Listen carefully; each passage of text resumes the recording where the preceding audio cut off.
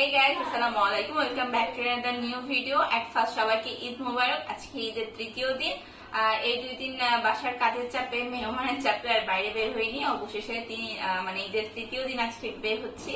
আজকে যাচ্ছি হচ্ছে সবাই খুব পরিচিত খুলনার মধ্যে যারা আছেন তাদের সবাই খুব পরিচিত একটা পার্ক প্রশান্তি। এটা হচ্ছে রূপসা